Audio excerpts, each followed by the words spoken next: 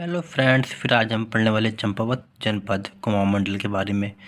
अभी तक हम कुमाऊं मंडल के 3 जनपद दोस्तों जैसा कि कंप्लीट कर चुके हैं पूरा बागेश्वर हो गया, पिथौरागढ़ हो गया आपका और अल्मोड़ा। ठीक है दोस्तों, 3 जनपद और बचे, इसी भी हम जल्दी समाप्त करेंगे। प्ले लिस्ट मैंने पूरी बना रखी है जनपद सीरीज की, आपने ये वीडियो देख ली है, इसके बाद और भी वीडियो देख सकते हैं। ठीक है ना, आपके लिए पूरी क्लास कंप्लीट कर दी दोस्तों। ठीक है, हम पढ़ेंगे चंपावत। ठीक है दोस्तों,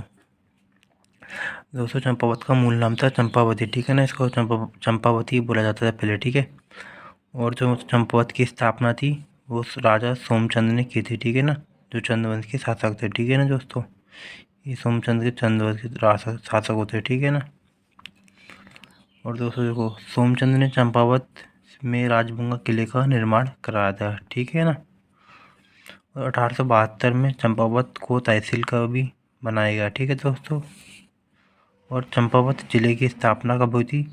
15 सितंबर 1997 में हुई थी। ठीक है दोस्तों, और 1997 में 3 जनपदों की होती स्थापना। ठीक है ना, मैंने बोला था आपको RCB। ठीक है ना, R for Rudraprayag, C for Champawat और B फॉर बागेश्वर। इन तीनों जनपदों की स्थापना होती है 1997 में होती है। ठीक है दोस्तों, जो चंपावत है ना, वो चंपावती नदी व गड़की गाड़ नदी के संगम पर बसा हुआ है। ठीक है दोस्तों, आपको ये याद रखना। ठीक है ना, किसकी नदी के संगम पर बसा हुआ। ठीक है, और चंपावत की भौगोलिक स्थिति देख लेते दोस्तों। ये दोस्तों इसकी भौगोलिक स्थिति देख लेते। ठीक है ना,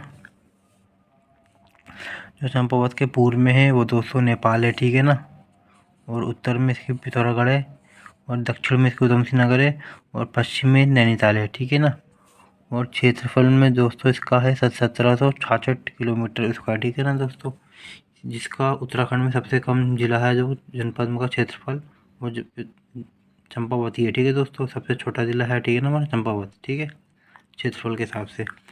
और राष्ट्रीय राजमार्ग दे लेते हैं दोस्तों। यहाँ पे एक ही नेशनल मार्ग होता है, जो नेशनल हाईवे 09। ठीक है ना, जो रामपुर से होते हुए आता है, ये हमारा रुद्रपुर खटीमा। ठीक है दोस्तों, ये खटीमा होगा, मैंने खटीमा लिख दिया यहाँ पे। ठीक है, खटीमा टनकपुर चंपावत होते हुए पिथौरागढ़ चल जाता है। ठीक है, और चंपावत जनपद के प्रमुख पर्यटक स्थल कौन कौन से उसको हम देख लेते हैं। ठीक है, अब आइए, पहले तो हो गया आपका टनकपुर। ठीक है दोस्तों, टनकपुर का प्राचीन नाम गृष्टिगंज था। ठीक है ना दोस्तों, टनकपुर में प्रसिद्ध ब्रह्मदेव मंडी थी। ठीक है ना, यहाँ पे ब्रह्मदेव मंडी वो कहाँ है? उत्तराखंड में पूछा जाता है पेपर। ठीक है ना, वो चंपावत के अंदर है। ठीक है ना, चंपावत में भी कहाँ है? टनकपुर में। ठीक है ना, 1890 में अंग्रेज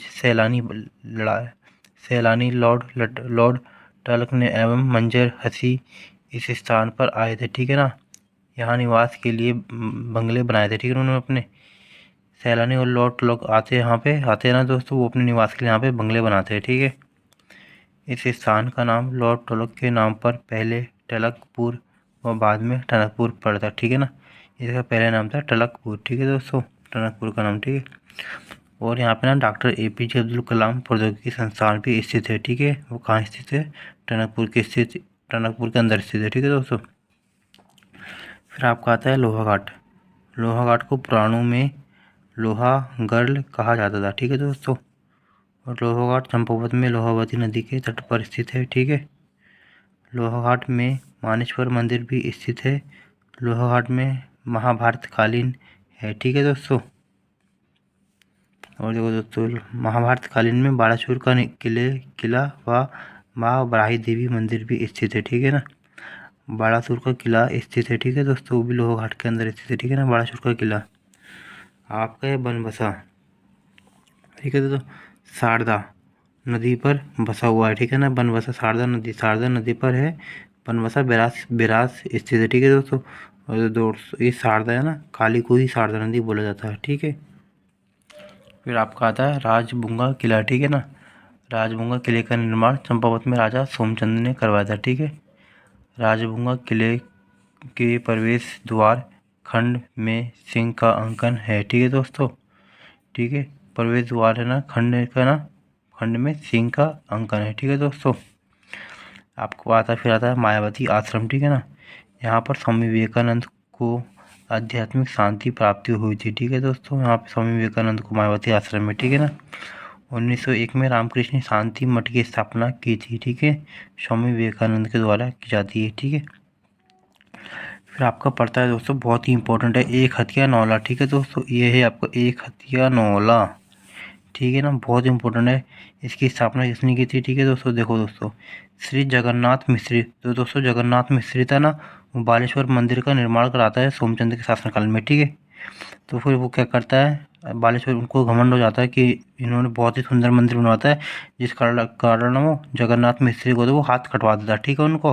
फिर तो जगन्नाथ मिस्त्री होता है ना, वो अपनी पुत्री होती है ना उसकी, अपनी लड़की की कुमारी कस्तूरी की मदद से दोस्तों वो एक हथिया नौलों का निर्माण कराता है, ठीक है ना, जो बालेश्वर मंदिर से भी बहुत ही भव्य और सुंदर होता है, ठीक है।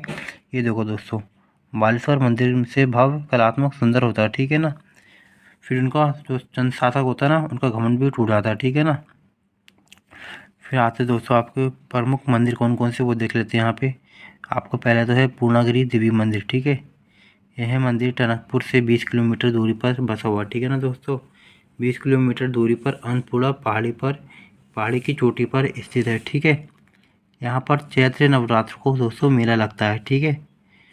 देश में स्थित 108 शक्तिपीठों में से यहाँ पर भी एक शक्तिपीठ है, ठीक है ना।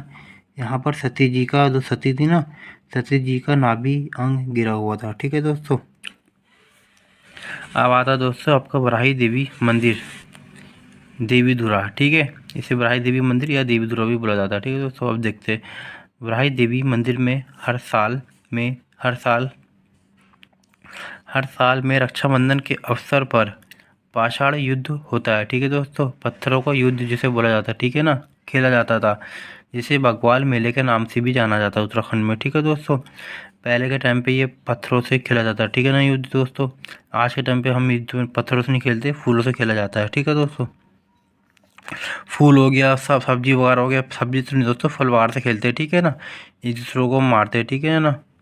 फिर देखो दोस्तों, इस खेल के बारे में जिम कॉर्बेट ने अपनी पुस्तक मैन ईटर ऑफ कुमाऊं में लिखा था, ठीक है दोस्तों। जो कौन सा खेल है वो आपका है, जो देवीधुरा में लगता है ना, बागवाल मेला, ठीक है ना दोस्तों, इस खेल का नाम है, वो मैन ईटर ऑफ कुमाऊं में किया गया, ठीक है ना, जिम कॉर्बेट ने कर रखा है, ठीक है। अब आपका आता है बालेश्वर धाम मंदिर, ठीक है ना। यह मंदिर नगर के बीच में बसा हुआ है, यह मंदिर भगवान शिव का समर्पित है, ठीक है। इस मंदिर का निर्माण चंद शासकों ने 10वीं-12वीं शताब्दी में करवाया था, ठीक है ना। तालेश्वर मंदिर को 1952 में राष्ट्रीय धरोहर स्मारक घोषित किया गया था, ठीक है ना। वो यही मंदिर है दोस्तों, जिसका निर्माण भी हमारे किसने किया था, मैंने पीछे लिखा था ना आपको, जगन्नाथ मिस्त्री ने, उसने इसको बनाया था, ठीक है ना। किसने, उसने बनवाया था चंद शासक के शासनकाल में, ठीक है ना, तब इसके हाथ काट दिए जाते हैं, ठीक है। अब आपका आता है घटोत्कच मंदिर, ठीक है ना, जिसको घटकू मंदिर भी बोला जाता है, ठीक है। यह महाभारत कालीन भीमपुत्र घटोत्कच का मंदिर, घटोत्कचनाथ था दोस्तों, उसके नाम पर बनाया गया था, ठीक है ना। ये मंदिर है तो घटकू मंदिर उसके नाम पे, ठीक है ना। फिर आपका था खेती खान का सूर्य मंदिर, ये दोस्तों चंपावत में स्थित है, ठीक है ना। खेती खान का सूर्य मंदिर चंपावत के अंदर स्थित है, ठीक है दोस्तों। पंचेश्वर महादेव मंदिर, ठीक है, यहाँ पर शिव की आराधना, ठीक है दोस्तों, आराधना समूह चेमू या चुमू रूप में की जाती है, ठीक है ना, पंचेश्वर में, ठीक है ना। और ये काली व सरयू नदी के संगम पर स्थित है, ठीक है दोस्तों। आपको जो फिर आपका आ जाता है दोस्तों मीठा रीठा साहिब गुरुद्वारा, ठीक है दोस्तों, ये भी चंपावत के अंदर स्थित है, मीठा रीठा गुरुद्वारा साहिब, ठीक है। इस गुरुद्वारे का निर्माण 1960 में किया जाता है। इस स्थान पर दोस्तों गुरु नानक देव होते हैं ना, वो यहाँ की यात्रा भी करते हैं, ठीक है। फिर अब देखिए यहाँ पर लदिया एवं रोटिया के संगम पर बसा हुआ है, ठीक है, तो गुरुद्वारा है ना आपको, वो वहाँ पे बना हुआ है, ठीक है ना। लदिया और रोटिया है ना, नदी के संगम पर बसा हुआ है, ठीक है दोस्तों। फिर आपका है कांतेश्वर दोस्तों, कांतेश्वर होगा, ठीक है ना, कांतेश्वर महादेव मंदिर, ठीक है। ये चंपावत में कुरुम पर्वत शिखर पर स्थित है दोस्तों, ठीक है ना। यहाँ पर भगवान विष्णु ने इसी पर्वत पर कुरुम अवतार लिया था, ठीक है ना। फिर आपका आता है मानेश्वर मंदिर आता है, हिंगला देवी का मंदिर है दोस्तों, वो भी चंपावत के अंदर ही स्थित है, ठीक है ना। हमने अभी तक सारे मंदिर जितने भी थे चंपावत के महत्वपूर्ण मंदिर वो पढ़ लिए है, ठीक है। अब हम आते हैं चंपावत के प्रमुख मेले के बारे में आ जाते हैं, ठीक है दोस्तों। यहाँ पे कौन कौन से मेले लगते हैं मैं तो भी एक बार देख लेते, ठीक है ना। ये देखो दोस्तों, पूर्णागिरि मेला है वो टनकपुर में लगता है, ठीक है दोस्तों। बग्वाल मेला है वो भी लगता है चंपावत के अंदर, देवीधुरे में लगता है, ठीक है ना। वो सब मैंने करा दिया आपको, ठीक है ना। अभी लाड़ी धुरा का मेला है वो बारकोट में लगता है चंपावत के अंदर, ठीक है ना। मानेश्वर मेला है दोस्तों, वो भी मायावती आश्रम में लगता है, ठीक है ना। जहाँ पे स्वामी विवेकानंद ने मेडिटेशन किया था, ठीक है ना दोस्तों। मेडिटेशन किया था वहाँ पे उनको ज्ञान प्राप्त हुआ था, ठीक है ना, उत्तराखंड में। और आपका गौरा अट्टावली त्यौहार है, ठीक है ना। ये दोस्तों राजी जनजाति का प्रसिद्ध त्यौहार है, ठीक है ना। और एक कड़ाई देवी त्यौहार है दोस्तों, ठीक है ना। और ये झूला मेला, ठीक है ना। ये सब प्रमुख मेले लगते हैं हमारे चंपावत जनपद के अंदर, ठीक है दोस्तों। बहुत ही महत्वपूर्ण है, ठीक है ना। सबको आपको याद करना है। और चंपावत जनपद की प्रमुख नदियाँ कौन कौन सी वो देख लेते हैं, ठीक है ना। ये लधिया नदी है, इसका उद्गम कहाँ से होता है, गजार तल्ला से होता है, ठीक है ना दोस्तों। और संगम इसका होता है चूका में होता है, काली नदी के साथ संगम हो जाता है, ठीक है ना, लधिया का। और एक होती है लोहावती नदी है, ठीक है ना। ये भी काली नदी की सहायक नदी है, ठीक है। और सरयू नदी है ना, इसका उद्गम कहाँ से होता है, बागेश्वर के सरमूल से होता है, ठीक है ना। तो बागेश्वर के सरमूल से निकल कर आते हैं, ठीक है ना। इसका संगम पंचेश्वर में हो जाता है काली नदी के साथ, ठीक है दोस्तों। पंचेश्वर में इसका संगम होता है काली के साथ, ठीक है, ठीक है ना। अब चंपावत जनपद में स्थित ताल और झील कौन कौन से देख लेते हैं, ठीक है ना। श्यामला ताल है दोस्तों, यहाँ पे स्वामी विवेकानंद आश्रम था ना उसके पास ही स्थित है, ठीक है ना, श्यामला ताल, ठीक है ना। और झिलमिल ताल है, ठीक है दोस्तों। ये भी बहुत ही इंपॉर्टेंट पूछा जाता है कि झिलमिल ताल कहाँ है उत्तराखंड में, वो आपका चंपावत के अंदर, ठीक है दोस्तों। और पूछा जाता है झिलमिल आरक्षणी कहाँ है, झिलमिल आरक्षित कहाँ पे दोस्तों, वो आपके हरिद्वार जनपद के अंदर स्थित है, ठीक है ना दोस्तों। और जो झिलमिल गुफा है वो आपकी पौड़ी जनपद के अंदर पड़ती है, ठीक है ना।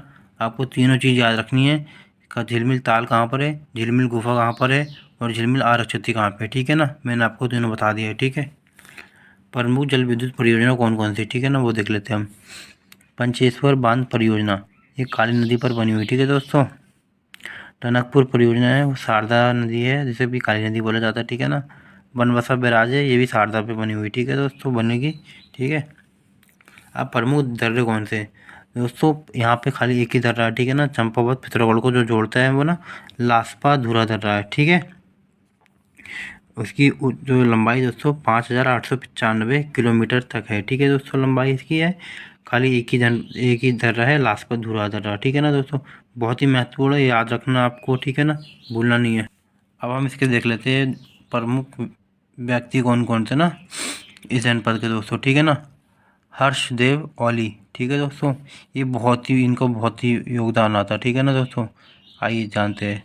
इनका जन्म होता है 4 मार्च 1890 में होता है, गोसानी गांव चंपावत में होता है, ठीक है दोस्तों। और इनका निधन 5 जनवरी 1940 में हो जाता है, ठीक है ना। हर्षदेव ओली को काली कुमाऊं का शेर कहा जाता था, ठीक है।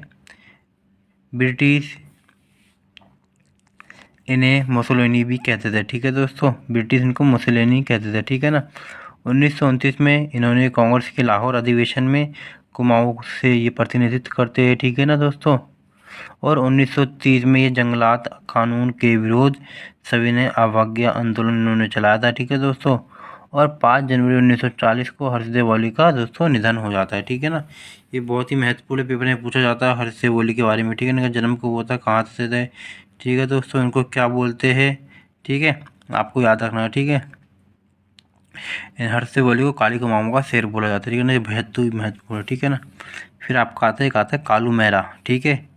कालू मेहरा का जन्म कैसे किस जनपद से किससे है दोस्तों, चंपावत का जो संबंध है वो चंपावत से है, ठीक है ना। कालू मेहरा देख लेते हैं इनके बारे में। इनका जन्म 1831 में विशुड़ गाँव चंपावत में होता, ठीक है ना। इनका निधन 1906 में होता।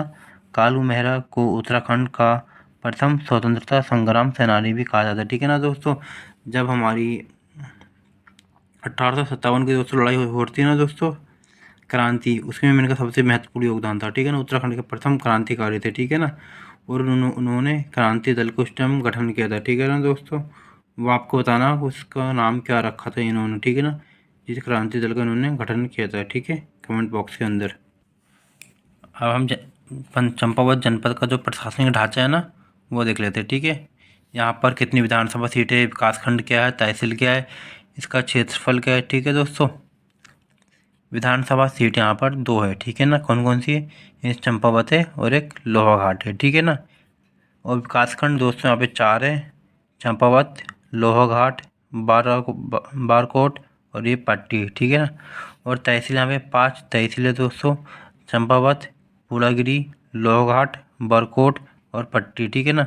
और जिसकी जनसंख्या है ना वो देख लेते हैं, 2,59,648 है, ठीक है दोस्तों। यहाँ पे जनसंख्या है इसकी।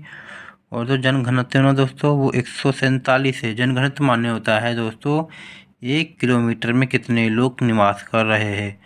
तो वो चंपावत है उसमें 147 लोग निवास करते हैं, ठीक है ना, 1 किलोमीटर के दायरे के अंदर, ठीक है। और लिंग अनुपात दोस्तों यहाँ का 980 है, ठीक है ना। और साक्षरता यहाँ पे 79.83% है, ठीक है दोस्तों। और जिसमें से पुरुषों की साक्षरता है 91.6% है और दोस्तों महिलाओं की साक्षरता है 68.05% है, ठीक है ना।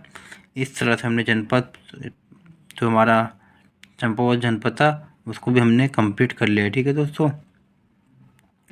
अब हम नेक्स्ट चैप्टर पढ़ेंगे, ठीक है दोस्तों। इस बार नैनीताल का पढ़ेंगे, ठीक है ना, फिर पढ़ेंगे उधमसिंह नगर का। इस तरह से हमारी पूरी डिस्ट्रिक्ट सीरीज़ कंप्लीट हो जाएगी, ठीक है।